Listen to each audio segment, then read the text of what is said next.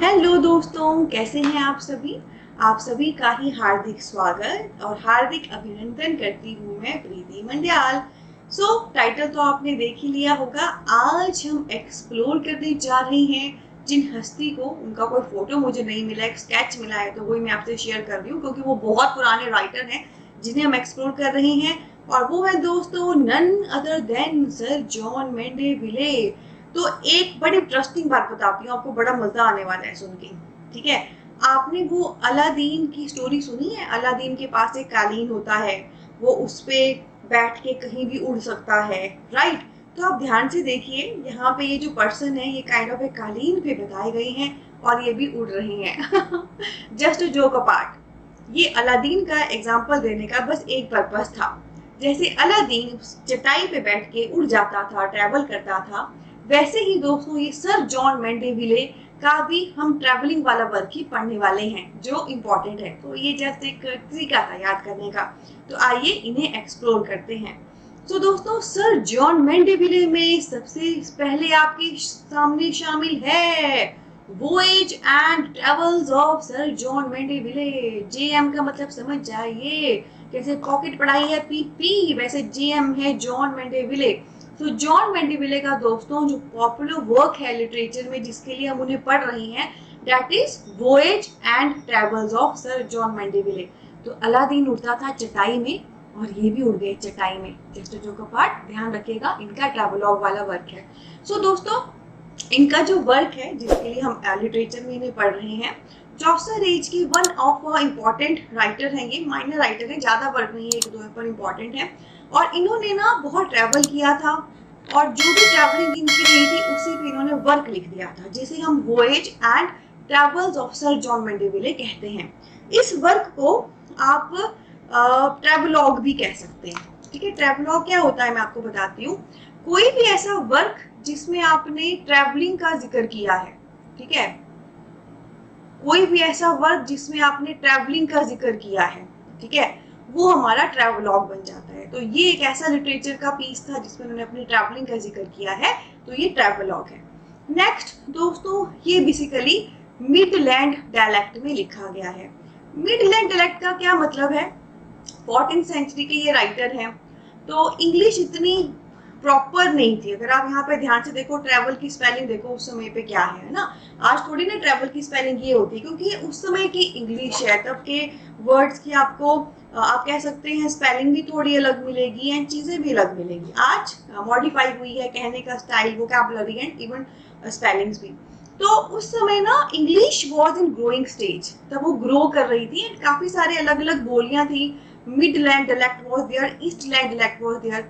तो बेसिकली जिस बोली को पकड़ के, मतलब है तो ये काइंड ऑफ इंग्लिश में ही वर्क है, पर इंग्लिश में ही इन्होंने जिस डायलेक्ट को पकड़ा, जिस बोली को पकड़ा और एक वर्क लिखा, वो था मिडलैंड डायलेक्ट।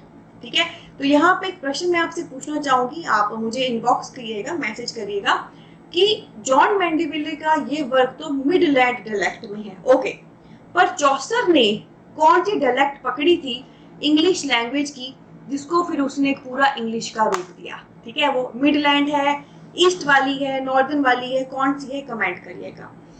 इसके बाद दोस्तों मैं आपको खास बात बताना चाहूंगी। पहले मैं सेंटेंस आपके सामने पढ़ रही हूँ फिर आपको क्लियर करती हूँ।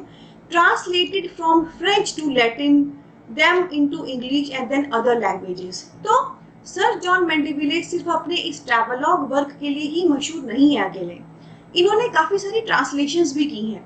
पहले इन्होंने कुछ फ्रेंच वर्क थे उनको लैटिन में ट्रांसलेट किया, फिर जो लैटिन में ट्रांसलेट किए हुए थे उनको इंग्लिश में ट्रांसलेट किया, एंड यहीं पे नहीं रुके, बाद में भी और लैंग्वेजेस में वो ट्रांसलेट करते रहे। ठीक है, तो फ्रेंच से लैटिन में ट्रांसलेट किया, लैटिन से इंग्लिश में ट्रांसलेट किया, फिर उससे और लैंग्वेज में ट्रांसलेट किया। तो इससे एक बात तो पता लग जाती है, अलादीन की चटाई इनके पास उड़ने वाली ना हो, पर जादुई नॉलेज बड़ा है लैंग्वेजेस का। He know French, Latin, English and other languages. French को लैटिन में ट्रांसलेट करना, लैटिन को इंग्लिश में और बाकी सब लैंग्वेजेस में।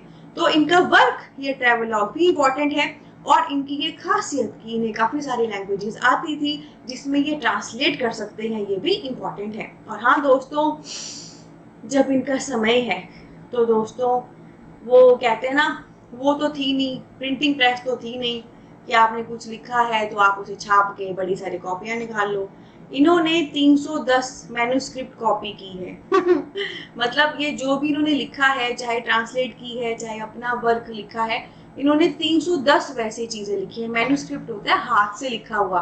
तो जो ऑफिशियली प्रिंटिंग प्रेस इंग्लैंड में आई थी वो 1476 1476 में आई थी, कैक्सटॉन लेकर आया था। ठीक है, अब ये तो 1400 से पहले पहले के ही हैं, तो प्रिंटिंग प्रेस तो आई नहीं है, तो हाथ से लिख के गुजारा करना पड़ता था। तो इन्होंने 310 हाथ से लिखी हैं किताबें।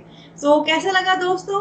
अलादीन का चटाई तो नहीं, पर भाई बहुत ट्रैवल किया है। अच्छा लगा हो ये पढ़ाने का तरीका, मज़ा आया हो, तो दोस्तों वीडियो को जरूर लाइक करें, हमारे चैनल को सब्सक्राइब करें अगर ये दिल का पढ़ाई आपके दिल तक पहुंचता है, और शेयर करें अपने फ्रेंड्स के साथ। आपको पता है इस समय पे आप इंडिया के टॉप एजुकेटर से पढ़ रही हैं, पहली ऐसी इंडिया की एजुकेटर टॉप जो इंग्लिश लिटरेचर को हिंदी में समझाती है। तो आई होप आपको ये अच्छा लग रहा है, फायदा दे रहा है। और हाँ, हमारे व्हाट्सएप पे आप हमें संपर्क कर सकते हैं, डिस्क्रिप्शन पे लिंक दिया गया है। आपकी कोई भी क्वारी हो स्टडी रिलेटेड, हम आपको हेल्प करेंगे। इंडिया की सबसे पहले पॉकेट फ्रेंडली पॉकेट पढ़ाई ऐप को डाउनलोड करें, वीडियो में लिंक दिया गया है। वहाँ पर आगामी एनटीए के लिए कोर्स लॉन्च हो चुका है। और हाँ, साथ में हमारा परिवार बढ़ाइए, इंस्टा, टेलीग्राम, फेसबुक पे हमें फॉलो करिए। बहुत सारा प्यार, बहुत सारी ब्लेसिंग। मिलते हैं एक ऐसे ही ऑसम ब्लॉसम सेशन के साथ जल्दी ही। Take care.